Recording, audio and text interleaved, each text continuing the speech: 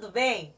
Você está aqui no canal da professora Franciele para juntos a gente aprender um pouco mais sobre redação. E a aula de hoje é sobre a competência 3.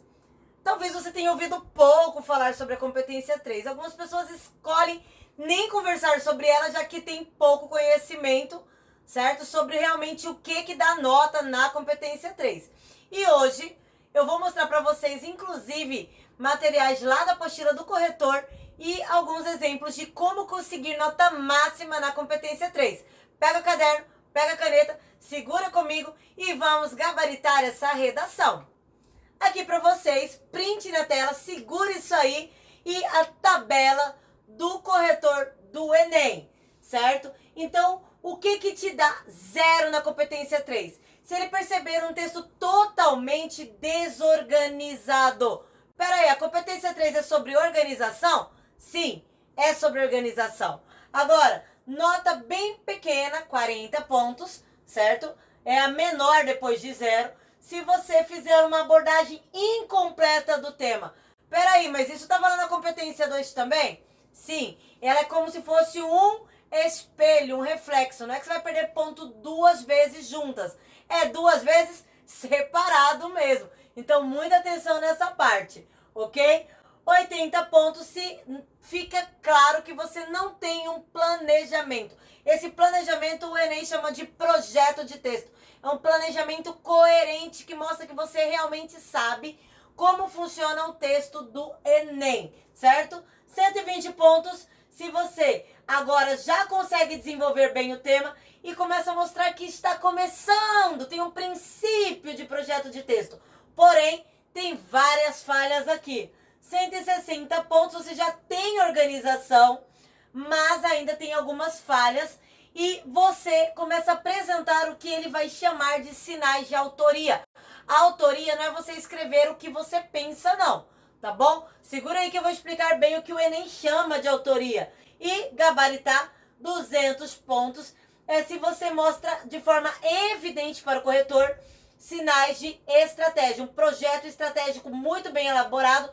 E agora a autoria não está nem em um parágrafo, nem em 2, ela está no texto inteiro. Então impera, tem a maior parte do seu texto a autoria. Uma ponta aqui que eu quero chamar a sua atenção é que o Enem é como se ele fosse pessimista acerca da competência 3. Ele coloca aqui, ó, ainda ele dará 200 pontos se houver pequenos desvios no projeto estratégico. Então, ele aceita que talvez o aluno seja excelente e ainda não tenha total domínio sobre isso. E aí, se alcançou a maioria, pode dar os 200 pontos. Vamos lá. Ele seleciona, ele mostra para vocês esses verbos aqui, são os verbos que vão guiar a competência 3. Ele vai dar nota se você conseguir selecionar os seus argumentos. Então, ele tem que perceber que você fez escolhas. Você tinha tantos argumentos e você escolheu os melhores. Selecionar, relacionar. Segura isso aí. Então, um argumento tem que ter a ver com o outro. Eles não podem estar desconectados. Detalhe, não podem estar desconectados e nem podem ser opostos um ao outro. Um contrário do outro. Um esmurrando o outro, não pode. Tem que parecer um texto devidamente organizado em ideias, certo? Não só a escrita formal, mas como as ideias também. E precisa mostrar sinais de que você conseguiu interpretar a proposta, interpretar as ideias, interpretar os fatos. A interpretação deve estar presente em todas as áreas do texto. Eu coloquei para vocês aqui, ó, o desenho de um fio e uma tomada, porque é isso, é o fio que irá conduzir da primeira até a última linha. Isso comprova o quanto é complexo. Segura a tela, dá uma olhadinha nisso que eu trouxe para vocês. Olha o desenho que eu coloquei, o GIF que eu coloquei ali do lado. Ali está parte do sistema circulatório do corpo humano. É como se a competência 3 fosse o sistema circulatório. Por onde que passa o sistema circulatório? Ele vai desde a raiz do cabelo até a pontinha do pé. Então ele está presente em tudo. A competência 3, ela funciona da primeira linha até a última linha do texto. Isso que ela propõe para você. Agora, Por que você tem que prestar muita atenção nesse vídeo? Muita mesmo. Porque, olha, isso aqui é um print da apostila do corretor. E ele foi orientado da seguinte forma: a competência 3 está relacionada à competência 2. Então, quando você perde ponto em uma, não é que você vai perder duas vezes, mas existe uma relação entre elas, o que acaba relacionando e forçando o corretor. Quando desconta em uma, ele encontra erro semelhante na outra e você perde dobrado.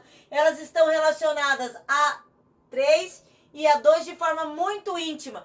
Existe relação lá na 5 também, certo? Lá na conclusão, a conclusão está muito relacionada à competência 3, ok? E você vai entender o porquê. Agora, segura essa tela que eu vou te explicar melhor.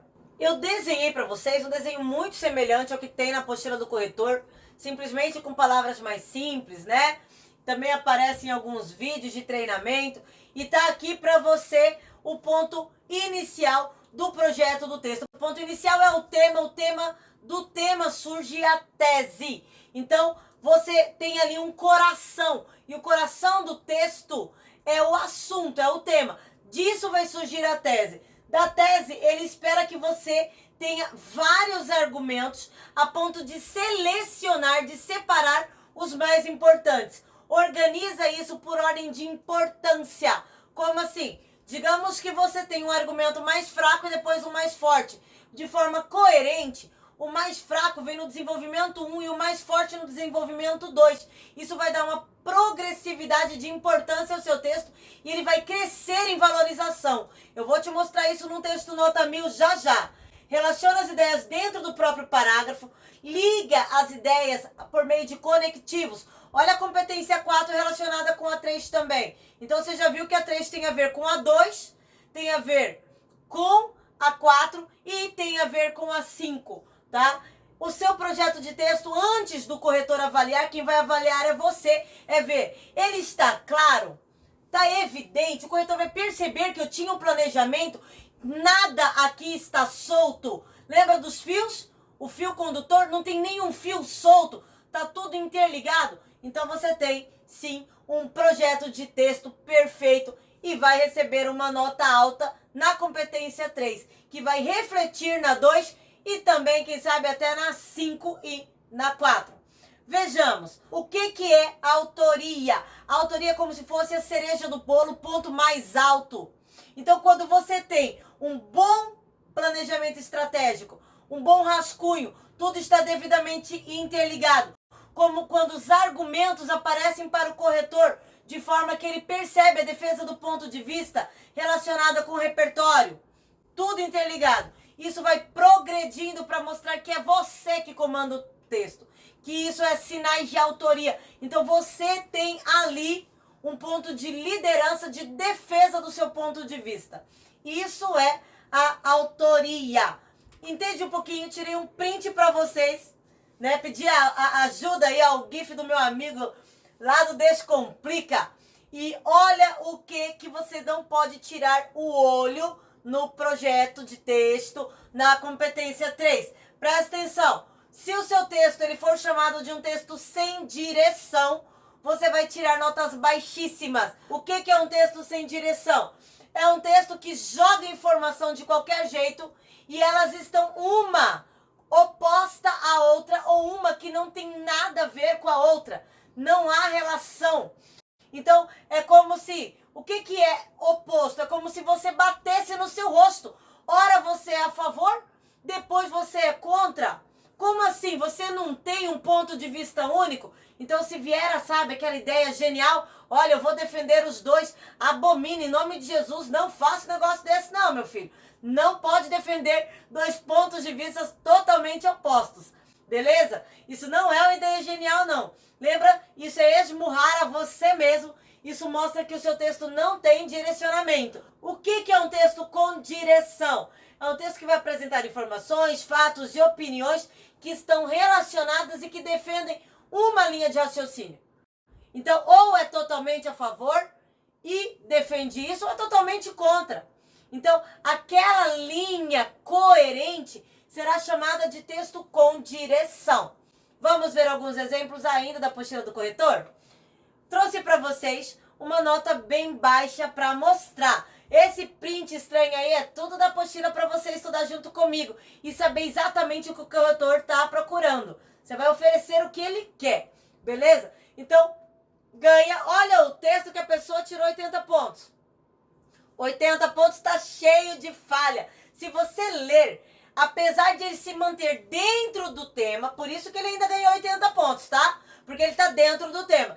Cada um desses parágrafos tem uma argumentação diferente da outra. Eu consigo jogar fora. A pessoa até tentou forçar um vocabulário bom, mas não ficou bom. Por quê? Porque não tem desde a questão da grafia, a escrita organizada, e tá tudo totalmente desconectado. Dava para escrever 5 textos diferentes com esse monte de parágrafo picadinho aqui. Não tá legal. Segura a tela e dá uma lida para você ter noção do que eu tô te falando. Vamos ver mais um exemplo?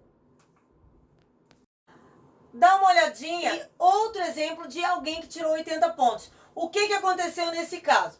Se você ler com atenção, nossa, ele escreveu 21 linhas, não tá tão mal não. Ele fez aí, ó, 1, 2, 3, 4, 5 parágrafos.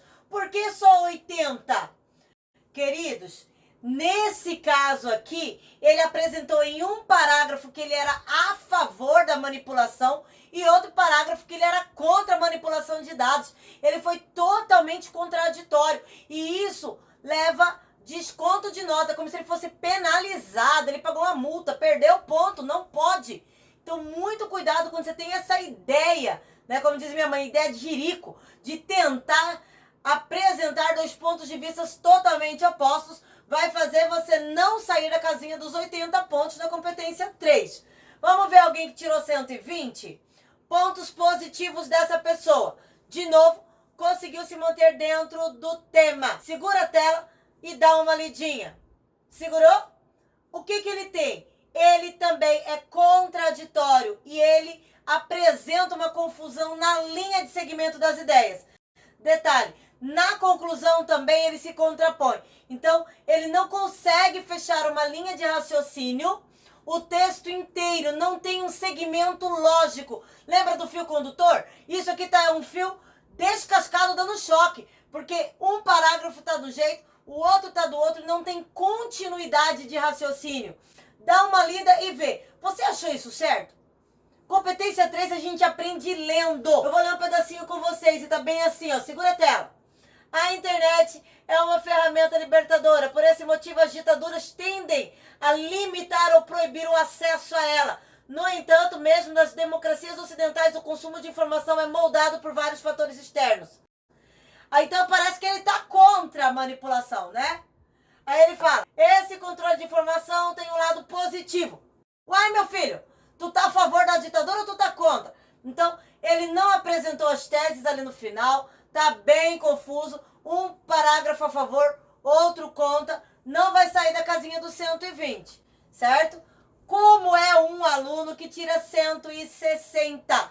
Ele tá legal, mas ele não tá perfeito. Ele vai ter deslives acentuados que precisam ser descontados. Eu vou te mostrar aqui, segura aí, vem ver o texto de uma pessoa que tirou 160 por bobeira.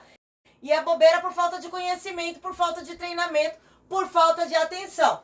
Dá uma olhadinha aí. Essa pessoa, segura aí para você ler, ela prometeu que o texto dela seria sobre a origem do problema e como combatê-lo. Era sobre manipulação de dados, um tema baseado em 2018, certo? Então, uma sobre a origem do problema e outra ideia de combate. Aí, quando vai ler o texto dela, o primeiro parágrafo ainda ficou um pouco parecido com a ideia da tese 1. Beleza. Segundo parágrafo de desenvolvimento, ela falou de consumismo. E aí eu volto lá na introdução. Ela tem que avisar na introdução o que vem no desenvolvimento. Na introdução não tem, aqui quando eu leio, o consumismo que ela resolveu do nada abordar esse assunto. É como se ela puxasse um fio no meio do texto. O fio tem que ser solto, pregadinho aqui, ó, no começo e segue até o final. Ela não pode propor algo aqui na metade que não foi anunciado. Respira fundo. E aí talvez agora você me pergunte aí, Fran, eu só posso colocar no desenvolvimento o que eu prometi na introdução? Sim, é isso que dá nota no desenvolvimento, é isso que dá nota na competência 3. Se você prometeu no desenvolvimento, se você prometeu na introdução falar sobre esse assunto, você precisa discorrer sobre isso no desenvolvimento. Pode trazer algo totalmente novo no desenvolvimento que não tinha na introdução? Não. Se fizer isso, vai ficar preso na casinha dos 160 pontos na competência 3. Então, a introdução serve para anunciar o que virá no desenvolvimento. Lá no desenvolvimento teve uma brilhante ideia que não estava na sua introdução, isso tem que ser feito rascunho. Então você volta lá no rascunho, apaga a tese que você abandonou. Aqui no caso ela disse que ia discutir métodos de combate e não discutiu, então devia ter apagado e ter colocado o capitalismo aqui. Mas ela ainda não parou de errar não. Ela veio aqui e fez uma conclusão. Ela gastou um parágrafo inteiro falando sobre o consumo e no parágrafo de conclusão ela não falou nada de consumo. Então eu tenho claramente um período solto. Fio solto, desconta nota na competência 3. Eu trouxe aqui para vocês, agora convido você para analisar comigo o que é perfeito. Segura a tela e vamos juntos.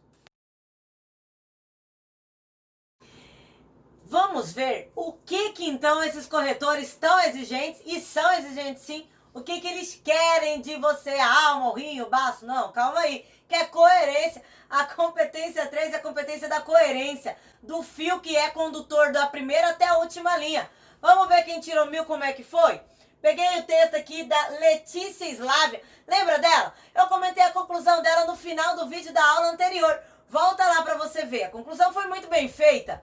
Agora vamos ver alguns pontos importantes que eu disse hoje. Presta atenção que ela gastou 4 linhas na introdução.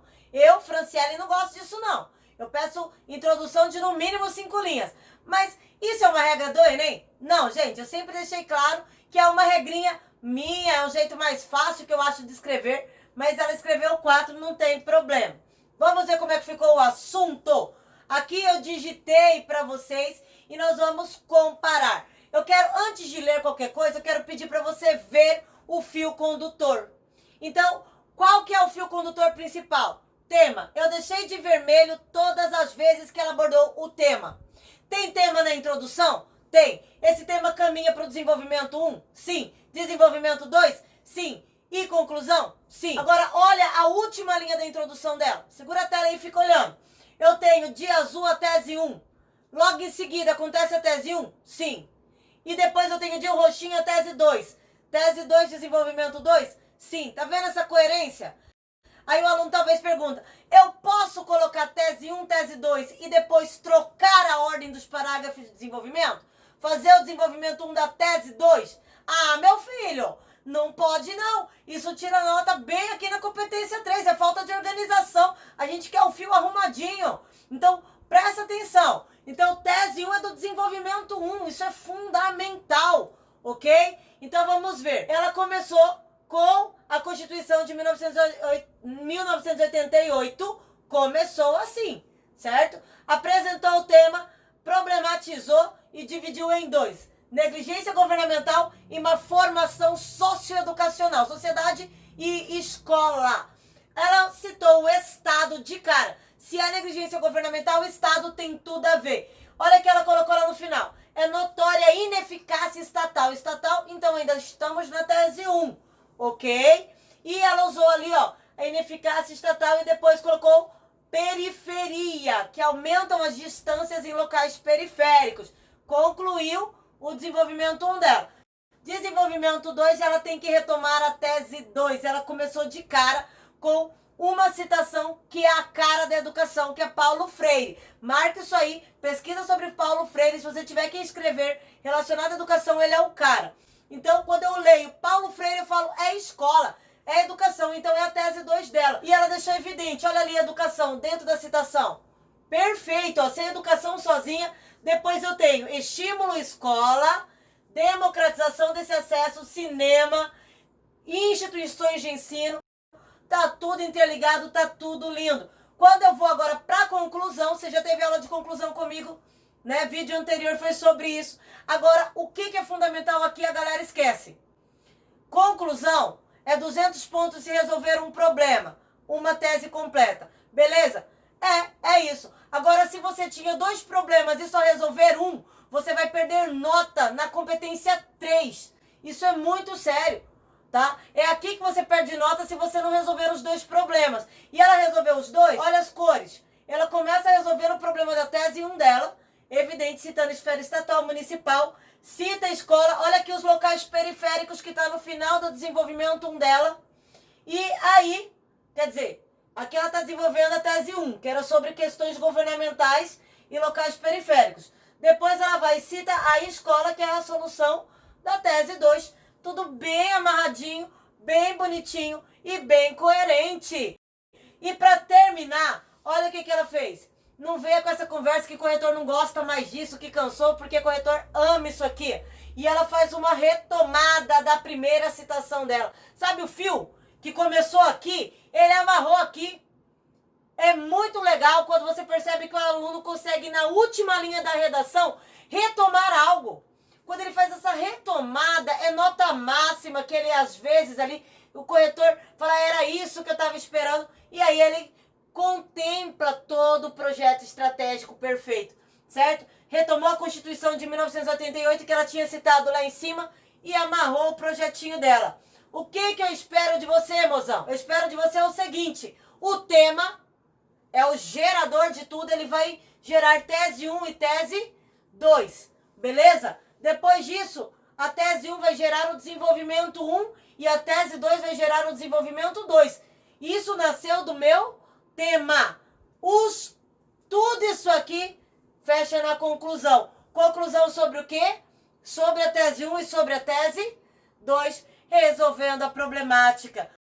Olha aqui para vocês a explicação. Isso é um projeto de texto perfeito. Promete na introdução, discute as problemáticas, comprova isso, explica, defende no desenvolvimento e resolve os 2 na conclusão.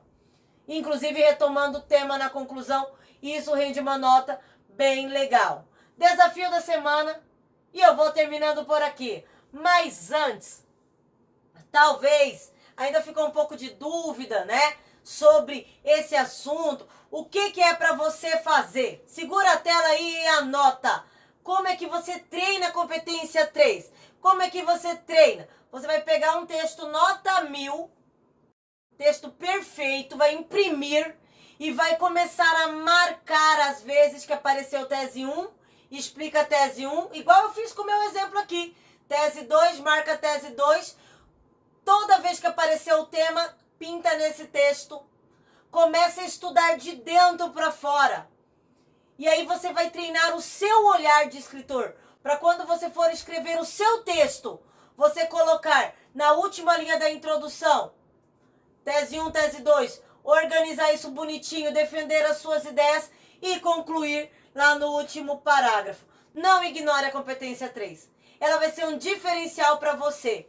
É ela que vai motivar o corretor a atribuir nota máxima nas outras também. Um beijo no seu coração. Não esquece de indicar esse vídeo para os seus amigos, tá? Deixa o joinha aí e até a nossa próxima aula daqui cerca de 15 dias.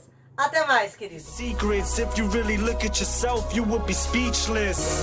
What happened to being doctors and teachers? What happened to being your brother's keeper? Nowadays